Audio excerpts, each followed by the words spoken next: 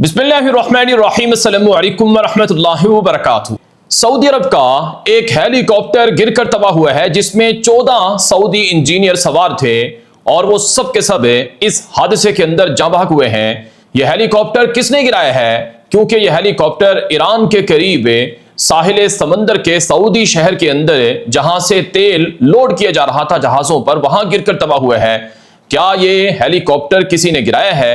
Israel इसके पीछे है या फिर ईरान है या फिर अमेरिका है? इस हवाले से तहलका खेज मालूमात आपको बताएंगे। दूसरी तरफ ईरान हर कीमत पर एटम बम बनाएगा।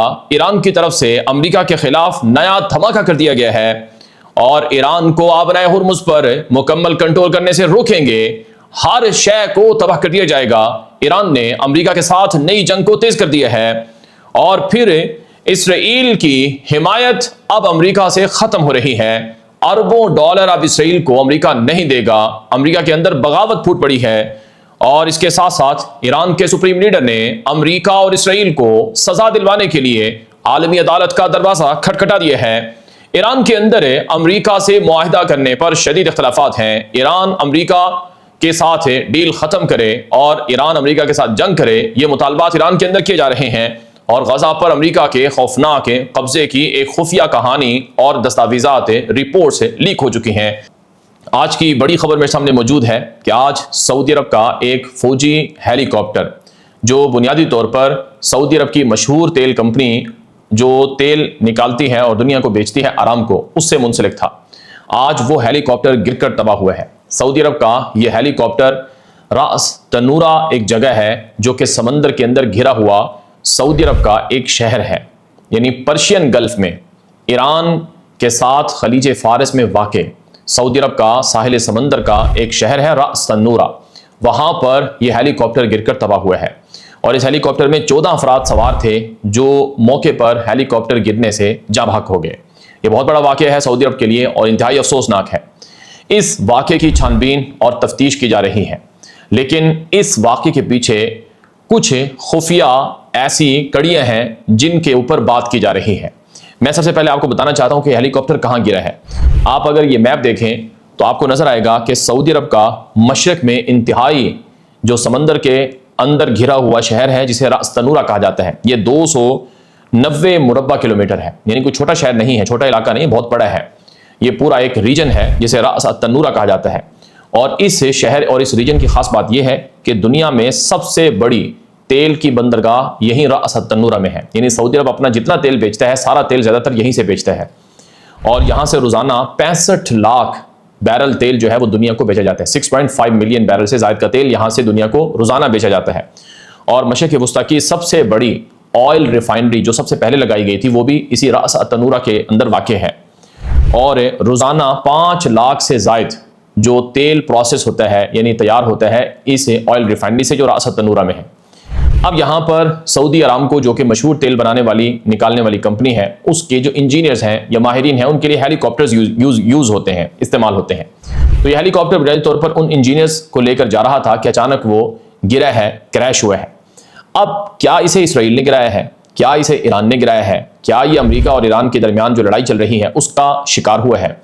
ये सब चीज़ें आपको बताने जा रहे हैं। सबसे पहले जो इतलात हैं उनके मुताबिक ये हेलीकॉप्टर 28 जून को संडे को सुबह 6:15 पर गिरा है, 6:15 पर, और 28 जून को रात के यानी फजर के वक्त, यही जो 6:15 का वक्त है, इससे थोड़ा सा पहले यानी 2 घंटे पहले अमेरिका ने बमबारी की ईरान के ऊपर और ईरान ने 5 बजे के करीब बहरीन पर यानी कुवैत और बहरीन में जो अमरीकी अड्डे हैं, मकामात हैं, तनसीबात हैं, उन पर मिसाइल और ड्रोन मारे। तो अब कई माहिरीन सवालात उठा रहे हैं कि क्या कहीं यह हेलीकॉप्टर ये जो लड़ाई अमेरिका और ईरान के दरमियान हुई है इसका शिकार तो नहीं हुआ? कोई ड्रोन या कोई मिसाइल तो इसको नहीं लगा, क्योंकि ईरान ने दावा किया है कि हमने बहरीन और कुवैत पर मिसाइल मारे हैं।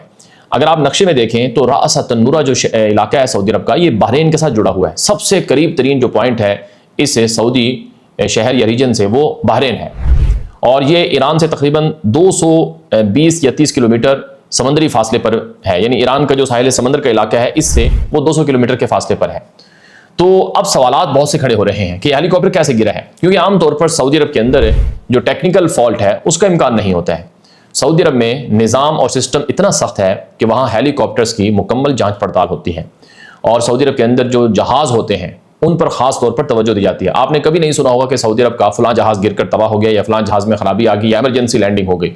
سعودی عرب میں اس سسٹم پر بہت زیادہ خرچہ ہوتا ہے اور بہت زیادہ نظام کو سسٹم کو مضبوط کر کے بنایا گیا ہے، یعنی ناممکن ہے کہ ہیلی کاپٹر میں کوئی فنی خرابی ہو جائے، اور وہ زیادہ پرانے جہازوں کو رکھتے بھی نہیں ہیں، یعنی ایسا نہیں ہوتا کہ جیسے دنیا میں عام طور پر 50 سال پرانے جہاز ہیلی کاپٹر چل رہے ہوتے ہیں۔ تو بہت سی چیزیں ہیں جو سعودی عرب احتیاط کے طور پر کرتا ہے، لیکن بہرحال پھر بھی ہیلی کاپٹرز عام طور پر دنیا میں گرتے رہتے ہیں۔ ممکن ہے ٹیکنیکل فالٹ ہو، ممکن ہے کہ کوئی غفلت یا غلطی ہوئی ہو، اور یہ بھی ممکن ہے کہ ایران کی طرف سے یا کسی جنگ کا یہ سامنا کر رہا ہو۔ یہاں پر ایک اور جو شبہ ظاہر کیا جا رہا ہے کہ چونکہ ایران امریکہ کے درمیان امن معاہدہ سعودی عرب نے کرایا، پاکستان، ترکی اور مصر وغیرہ، قطر وغیرہ سب شامل تھے، تو ایران اور سعودی عرب کی جنگ کرانا یہ اسرائیل کا ایک درینہ خواب ہے، اور سعودی عرب نے انکار کر رکھا ہے کہ ہم ایران سے نہیں لڑیں گے، تو جنگ بھی ختم ہوگی، اور اسرائیل اس کا بہت مخالف ہے کہ جنگ کیوں ختم ہوئی ہے۔ تو کیا کہیں جیسے خفیہ طور پر فالس فلیگ آپریشن اسرائیل نے پہلے کیے، یعنی عراق میں خفیہ فوجی اڈے بنا لیے اسرائیل نے، کیا کہیں ایسا تو نہیں کہ کوئی کاپی ایران کی طرح کے ڈرون کی یا کوئی میزائل یا کوئی اس طرح کی کارروائی کہیں اسرائیل کی طرف سے تو نہیں ہوئی ہے؟ تو اس بات کی بھی جانچ پڑتال کی جا رہی ہے۔ بہرحال جہاں جنگ ہوتی ہے وہاں کچھ بھی ہو سکتا ہے، جنگ کے اندر پھر نہیں پتہ چلتا کہ یہ ہیلی کاپٹر اچانک گرا ہے، حادثے سے گرا ہے یا کسی نے مارا ہے۔ بہرحال اس پر انویسٹیگیشن چل رہی ہیں۔ اگر خدا نخواستہ اس کو ایران نے گرایا تو یہ ایک بہت بڑی لڑائی کا سبب بنے گا، اور اگر اس کو اسرائیل نے گرایا تو بھی یہ ایران اور سعودی عرب کے درمیان ایک بہت بڑی لڑائی کا سبب بن سکتا ہے۔ بہرحال میں آپ کے سامنے ایک اور خبر رکھوں گا۔ آج کی ایک اور خبر میرے سامنے موجود ہے۔ ایرانی صدر ہیں مسعود پزشکیان، انہوں نے اپنے تازہ بیان میں کہا کہ ہم نے امریکہ کے ساتھ لڑائی کو ختم کرانے کے لیے بات چیت، سفارتکاری اور سیاسی ڈائیلاگ کا راستہ اختیار کیا ہے، اور ہم نے کشیدگی کو کم کرنے کے لیے امریکہ کے ساتھ امن معاہدہ کیا ہے، لیکن ایران کے اندر سے بعض حلقے اب بھی امریکہ کے ساتھ کشیدگی کی بات کر رہے ہیں، اور بعض حلقے ایران میں جو متشدد اور سخت گیر ہیں وہ کہہ رہے ہیں کہ امریکہ سے جنگ کی جائے۔ امریکہ سے جنگ کیوں بند کی گئی ہے؟ تو ایرانی صدر نے کہا کہ اس سے ایران کو نقصان ہو سکتا ہے، اس لیے ہمیں متحد ہو کر ایک ہی آواز، ایک ہی موقف اختیار کرنا چاہیے۔ اس کے علاوہ آج ایران کی مشہور نیوز ایجنسی فارس نے ایک اداریہ لکھا ہے جس میں یہ کہا ہے کہ اگر ایران کو نئے عالمی نظام کے اندر شامل ہونا ہے اور دنیا میں اپنی طاقت اور قوت کو مزید بڑھانا ہے تو ایران کو بہر قیمت ایٹم بم بنانا ہوگا، کیونکہ جب تک ایران کے پاس ایٹم بم نہیں ہوگا ایران امریکہ یا کسی بھی ملک کے حملوں کا شکار رہے گا، اور اسرائیل بھی ایران کو دھمکیاں دیتا رہے گا۔ تو ایران کی فارس نیوز ایجنسی نے لکھا ہے کہ وقت آ چکا ہے کہ اب ایران ایٹم بم بنا دے اور کسی بھی ملک کو آئندہ ایران پر حملہ کرنے کی جرات نہ ہو سکے۔ یہ ایران کا جو فارس میڈیا ہے، یہ ایران کی IRGC پاسداران جو فوج ہے اس سے منسلک ادارہ ہے، اس سے منسلک میڈیا ہے، تو یہ ایک طرح سے اعلان ہے ایران کی طرف سے کہ امریکہ اگر تم باز نہیں آؤ گے تو پھر ہم ایٹم بم بنا کر رہیں گے۔ اس کے علاوہ ایک اور بڑی خبر یہ ہے کہ اقوام متحدہ میں جو امریکہ کا سفیر یا مندوب ہے اس نے تازہ بیان میں کہا ہے کہ آبنائے ہرمز میں ایران جو بھی کارروائی کرے گا آبنائے ہرمز کو کنٹرول کرنے کے لیے، یا جو بھی نظام یا سسٹم نافذ کرے گا، امریکہ اس کو بمباری کر کے تباہ کر دے گا۔ امریکہ آبنائے ہرمز پر ایران کو قبضہ کرنے نہیں دے گا۔ آبنائے ہرمز پوری دنیا کے لیے گزرگاہ ہے، راستہ ہے، روٹ ہے، اس کو ایران کی مرضی کے بغیر، ایران کی مرضی کے ساتھ اسے چلایا نہیں جا سکتا ہے، ایران کی منمانی کرنے نہیں دی جائے گی۔ امریکہ ایران کو مارے گا اور امریکہ ضرورت پڑنے پر بہت کچھ کر سکتا ہے، یعنی یہ امریکہ کی طرف سے ایران کے ساتھ جنگ کو بڑھانے کا ایک نیا اشارہ ہے۔ اس کے علاوہ ایران کی پارلیمنٹ کے ایک اہم رکن ہے، انہوں نے کہا کہ جیسے 2015 میں جو امریکہ اور ایران کی جوہری ڈیل ہوئی تھی اس سے ٹرمپ کی حکومت نے علیحدگی اختیار کر لی، ایسے ہی ٹرمپ پہ 60 دن کا جو پیریڈ چل رہا ہے فائنل حتمی ڈیل کے دوران، اس 60 دن کی حتمی فائنل ڈیل سے پہلے ہی ٹرمپ پہ اس امن معاہدے کو توڑ دے گا اور ایران کے اوپر جنگ شروع کرے گا، اس لیے ایرانی فوج کو تیار رہنا ہوگا۔ اس کے علاوہ آج ایران کے سپریم لیڈر مجتبی خامنئی کا بیان نشر ہوتا ہے کہ اسرائیل اور امریکہ نے جو جرائم کیے ہیں ان کا اعتراف وہ خود بھی کر رہے ہیں، اور پوری دنیا بھی ان کے جرائم جو ایران کے خلاف ہوئے وہ دیکھ رہی ہے۔ وقت آ چکا ہے اسرائیل سے حساب کتاب برابر کیا جائے، وقت آ چکا ہے امریکہ کے ساتھ بھی حساب کتاب لیا جائے، اور اب عالمی اداروں سے اور عالمی عدالتوں سے رجوع کیا جائے گا اور امریکہ اور اسرائیل کو اس جرم کی اور ان جرائم کی سزا دینا ہوگی۔ اس کے علاوہ ناظرین کرام، آج کی ایک اور بڑی خبر جو اس وقت میرے سامنے موجود ہے وہ یہ ہے کہ امریکہ کے اندر بغاوت ہو چکی ہے کہ اسرائیل کو پیسے نہ دیے جائیں، اسرائیل سے تعلقات کم کیے جائیں، اسرائیل کو فوجی اسلحہ اور ساز و سامان بھی نہ دیا جائے۔ امریکہ کے مشہور سینیٹر ہیں جن کو برنی سینڈر کہا جاتا ہے، انہوں نے آج اپنی تقریر میں خطاب کرتے ہوئے کہا کہ اب اربوں ڈالر امریکی عوام کے ٹیکسوں کا پیسہ نیتن یاہو جیسے نسل کشی کرنے والے شخص پر خرچ نہیں ہوں گے۔ وقت آ چکا ہے کہ امریکہ کا پیسہ اسرائیل پر خرچ ہونا بند کیا جائے۔ وقت آ چکا ہے کہ امریکہ اسرائیل کو اسلحہ نہ دے جو اسلحہ غزہ، فلسطین اور باقی جگہوں پر نہتے لوگوں پر اسرائیل استعمال کرتا ہے۔ جو امریکی سینیٹر ہیں برنی سینڈر، یہ ٹرمپ کی مخالف پارٹی ڈیموکریٹ سے تعلق رکھتے ہیں، انہوں نے کہا کہ امریکہ میں 6 بڑی میڈیا کی کمپنیاں ہیں جن کو خریدا گیا ہے، یعنی 6 بڑے میڈیا ہاؤسز ہیں جو پوری 90% امریکی جو عوام ہے ان کو دکھائی جانے والی چیزوں کو کنٹرول کرتے ہیں۔ یعنی امریکہ کی جو 90% عوام میڈیا پر جو چیزیں دیکھتی ہے وہ یہی 6 بڑی میڈیا کمپنیاں کنٹرول کرتی ہیں، یعنی وہ چیزیں دکھاتی ہیں جو ان کے فائدے میں ہو، حکومت کے فائدے میں ہو۔ اور برنی سینڈر نے یہ بھی کہا کہ اب CBS کو اور اسی طرح سے CNN میڈیا کو بھی کنٹرول کرنے کی بات ہو رہی ہے، اور ٹرمپ میڈیا پر پیسے لگا کر اپنے آپ کو طاقتور بنانے اور جمہوریت کو ختم کرنے کی کوشش کر رہا ہے، اور اربوں ڈالر لگا کر مخالفین کو ہرایا جا رہا ہے۔ APEC جو جیوش لابنگ گروپ ہے امریکہ میں، وہ بھی اسرائیل سے فنڈنگ لے کر وہ بھی امریکہ میں اسرائیل کے ساتھ تعلقات ختم کرنے یا اسرائیل کو اسلحہ دینے کی مخالفت کرنے والے لوگوں کو ہرانے کی کوشش کر رہا ہے۔ یعنی امریکہ میں جیوش لابنگ گروپ اور امریکی صدر ٹرمپ کی حکومت دونوں یہ میڈیا پر کنٹرول کر رہے ہیں اور اسرائیل مخالفت کرنے والوں کو ہرا رہے ہیں۔ برنی سینڈر نے یہ بھی کہا کہ ٹرمپ کی وجہ سے جو امریکہ میں ارب پتی لوگ ہیں وہ مزید ارب پتی ہوئے ہیں۔ ٹرمپ نے ٹیکسوں میں چھوٹ دی جس کی وجہ سے $2.2 ٹریلین سے زائد کا فائدہ امیر لوگوں کو ہوا ہے۔ برنی سینڈر امریکی سینیٹر نے یہ بھی کہا کہ ایلون مسک جو امریکہ کے ارب پتی ٹریلینر بن گئے ہیں، ان کے بارے میں کہا کہ ایلون مسک کے پاس جتنی دولت ہے وہ آدھے سے زائد امریکہ کے ان پسماندہ یا ان کمزور اور متوسط طبقے کے گھرانوں کو چلا سکتے ہیں، لیکن ساری دولت ایک برنی سینڈر کو دی ہوئی ہے۔ یاد رہے امریکی صدر ٹرمپ برنی سینڈرز کو اور زہران مامدانی کو جو کہ نیو یارک کے میئر ہیں اور باقی لوگوں کو سوشلسٹ کہتے ہیں اور انہیں کمیونسٹ کہتے ہیں، یعنی وہ کیپٹلزم کے خلاف ہیں اور وہ عوام کو سب کچھ دینے کی بات کرتے ہیں۔ اس کے علاوہ آخر میں آپ کو ایک اور بڑی خبر بتائیں گے۔ دی گارڈین برطانیہ کا مشہور میڈیا ہے، اس نے آج اپنی رپورٹ جاری کی ہے، ایک خفیہ رپورٹ لیک کی ہے جس میں انکشاف ہوا ہے کہ خفیہ دستاویزات میں جو ٹرمپ نے غزہ کے حوالے سے غزہ امن بورڈ بنایا ہے اس میں یہ باتیں لکھی گئی ہیں کہ ہر امریکی شہری کو، ہر امریکی فوجی کو، ہر امریکی انجینئر کو جو غزہ میں کسی بھی انداز میں موجود ہوگا اسے استثناء حاصل ہوگا، یعنی اسے نہ کوئی پولیس پکڑ سکتی ہے، نہ کسی عدالت میں اس کے خلاف کیس چل سکتا ہے، نہ اس سے کوئی باز پرس ہو سکتی ہے۔ اور اسی طرح سے امریکی صدر ٹرمپ کو مکمل طور پر با اختیار بنایا گیا ہے اسے خفیہ دستاویز کے مطابق، جس میں ٹرمپ جس کو چاہے استثناء دے، جس کو چاہے معافی دے۔ اور یہ بھی کہا گیا ہے کہ امریکی فوج اور امریکی حکومت غزہ کی جس زمین کو چاہے کنٹرول کر سکتی ہے، مفت میں لے سکتی ہے، وہاں غزہ کی عدالت امریکہ سے اس بارے میں کوئی پوچھ کچھ نہیں کر سکتی ہے۔ یعنی غزہ کی بندر بانٹ کی گئی ہے، غزہ کا جو امن بورڈ بنا ہے، پیس بورڈ بنا ہے، وہ محض دکھانے کے لیے تھا، نہ غزہ میں تعمیر نو ہوئی ہے، نہ ہی غزہ کے لوگوں کو امن اور انصاف ملا ہے۔ الٹا غزہ پر مکمل قبضہ کرنے کی امریکہ کی اس خفیہ دستاویز میں یہ انکشاف ہوتا ہے کہ وہ کس طرح سے سازشیں کر رہا تھا۔ آج کی سب سے بڑی خبر اس وقت میرے سامنے ہے، اسرائیلی وزیر اعظم نیتن یاہو نے ایک نقشہ جو کہ لبنان کا نقشہ تھا اس کے سامنے کھڑے ہو کر یہ کہا ہے کہ یہ علاقے جہاں اسرائیلی فوجیں اس وقت موجود ہیں، ان علاقوں سے اسرائیلی فوجیں کبھی واپس نہیں نکلیں گی۔ اور نیتن یاہو نے یہ بھی کہا کہ ایران کے ساتھ معاہدہ ایران ہونے نہیں دیتا تھا، لبنان کے ساتھ اسرائیل کا معاہدہ ایران ہونے نہیں دیتا تھا۔ نیتن یاہو نے کہا کہ لبنان اور اسرائیل میں جو جنگ بندی کا معاہدہ ہوا ہے اس کا ایران بہت مخالف تھا، اور اب وقت آ چکا ہے کہ لبنان میں نہ ہی ایران کا کوئی کنٹرول ہو اور نہ ہی لبنانی فنڈڈ گروپ حزب اللہ کا کوئی کنٹرول ہو۔ نیتن یاہو نے یہ بھی کہا کہ ہم ایران کے منصوبوں کو توڑنے کے لیے جنگ جاری رکھیں گے، اور لبنان کے جن علاقوں میں اسرائیلی فوجیں ہیں ان کو وہاں سے نہیں نکالا جائے گا، یہ سیکیورٹی بفر زون ہے اور اس کو لبنان نے مان لیا ہے، اور اب ہم ایران کو کہتے ہیں کہ تم اسرائیل کے قریب نہیں آ سکتے ہو۔ اس کے علاوہ نیتن یاہو نے اپنی گفتگو میں یہ بھی کہا کہ دریائے اردن سے لے کر بحیرہ روم تک 2 ریاستوں کی کوئی گنجائش نہیں ہے۔ نیتن یاہو نے کہا کہ اسرائیل فلسطینی ریاست کے قیام کی کبھی حمایت نہیں کرے گا۔ نیتن یاہو نے کہا جو مرضی ہو جائے، اسرائیل اپنی خود مختاری کے لیے، اپنے مفادات کے لیے ڈٹ کر کھڑا رہے گا۔ اور نیتن یاہو نے یہ بھی کہا کہ اسرائیل کے اندر لوگ متحد ہو جائیں، آپس کے اختلافات چھوڑ دیں، میں اگلی حکومت ایسی بناؤں گا جس میں تمام دھڑوں کو شامل کر لیا جائے گا۔ چونکہ نیتن یاہو کے خلاف احتجاج ہو رہا ہے، عوام سڑکوں پر ہے، نیتن یاہو سے استعفے کے مطالبے کیے جا رہے ہیں، 1 مہینے کے بعد 1 سے 2 مہینے کے بعد اسرائیل میں الیکشن ہے اکتوبر میں، تو نیتن یاہو سے استعفے اور گھر جانے کا مطالبہ عوام کر رہی ہے، لیکن نیتن یاہو کہتا ہے کہ میں اگلی حکومت بھی بناؤں گا۔ اور اس بیان کے اندر نیتن یاہو نے عرب ملکوں کو واضح کر دیا ہے کہ تم جو چاہے کر لو، ہم فلسطین کی ریاست آزاد ہونے نہیں دیں گے۔ اسرائیل کے اندر باقاعدہ پارلیمنٹ کی قرارداد نیتن یاہو کی حکومت نے منظور کروا رکھی ہے کہ فلسطین کی ریاست کبھی بنانے نہیں دی جائے گی۔ اقوام متحدہ کی سینکڑوں نہیں ہزاروں قراردادیں ہیں جس میں بار بار فلسطین کی ریاست کے قیام کا مطالبہ کیا گیا ہے، لیکن اسرائیل فلسطین کی ریاست کو بطور ریاست نہیں مانتا ہے اور فلسطینیوں کو ان کا حق خود ارادیت بھی نہیں دیتا ہے، جس کی وجہ سے پوری دنیا کے اندر اسرائیل کو انسانی حقوق کی وائلیشن عالمی قوانین کی پامالی اور عالمی اداروں کے ساتھ لڑائی کا ذمہ دار قرار دیا جا رہا ہے۔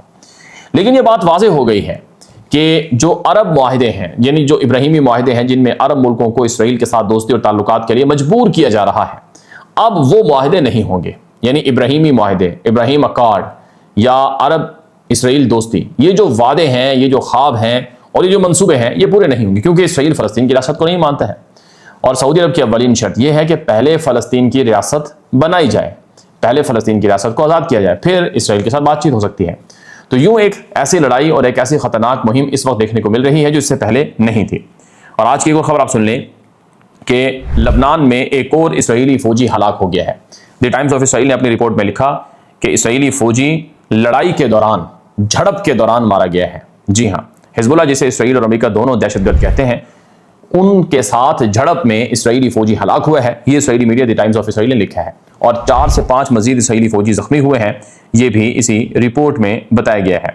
اور اس کے علاوہ یہ بھی کہا جا رہا ہے کہ لبنان میں جہاں اسرائیلی فوجی موجود ہیں، وہاں اسرائیلی فوجیوں کے لیے شدید مشکلات ہیں، کیونکہ وہاں کہیں نہ کہیں کوئی جھڑپ ہوتی ہے، کہیں نہ کہیں کوئی راکٹ آتا ہے، ڈرون آتا ہے اور زیر زمین ڈیوائس ہوتی ہے جو پھٹ جاتی ہے، جس سے اسرائیلی فوجیوں کو ہلاکتوں کا سامنا کرنا پڑ رہا ہے۔ اس کے علاوہ آج کی ایک اور خبر یہ ہے کہ لبنان میں جو حزب گروہ ہے اس نے خبردار کیا ہے کہ اگر اسرائیل کے ساتھ لبنان کی حکومت معاہدہ کرے گی تو پھر یہ اندرونی سطح پر ایک خطرناک قسم کی لڑائی اور خانہ جنگی کا سبب بن سکتا ہے۔ اب آپ جانتے ہیں لبنان کی صورتحال کہ لبنان میں کوئی ایک گروہ نہیں ہے، وہاں پر عیسائی بھی رہتے ہیں، وہاں پر سنی بھی رہتے ہیں، وہاں پر شیعہ بھی رہتے ہیں، اور وہاں پر جو حزب گروہ ہے یہ حکومت کے اہم عہدوں تک شامل ہے۔ حالانکہ حزب اللہ کو امریکہ اور اسرائیل دونوں دہشت گرد کہتے ہیں، ایران نواز گروپ کہتے ہیں۔ تو ایک ایسا ملک جہاں پر اس طرح کی تقسیم ہے، کیا وہاں پر یک طرفہ طور پر کوئی ڈیل یا معاہدہ نافذ کیا جا سکتا ہے؟ یقیناً نہیں کیا جا سکتا۔ تو اب صورتحال یہ ہے کہ اسرائیل لبنان پر حملے کر رہا ہے اور لبنان کی حزب گروہ کو ہتھیار ڈالنے کا کہا جا رہا ہے، اور پھر جو معاہدہ لبنانی حکومت سے اسرائیل نے کیا اس معاہدے کی بھی پاسداری مکمل نہیں ہو رہی ہے، تو جنگ بندی یا امن لبنان میں پھر کیسے آئے گا؟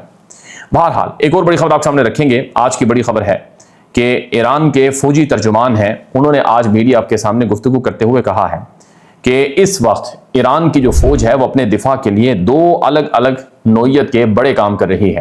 نمبر 1، اپنے ملک میں ڈومیسٹک ویپنز کی پروڈکشن تیز کر دی گئی ہے اور پورے ملک میں ایڈوانس قسم کے ایکوپمنٹ کو، ہائیلی ایڈوانس قسم کے ایکوپمنٹ کو ڈپلوائے کیا جا رہا ہے۔ یعنی ایران اپنے دفاع کے لیے جدید ریڈار سسٹم، جدید میزائل اور مختلف طرح کے ڈرونز مختلف علاقوں میں نصب کر رہا ہے۔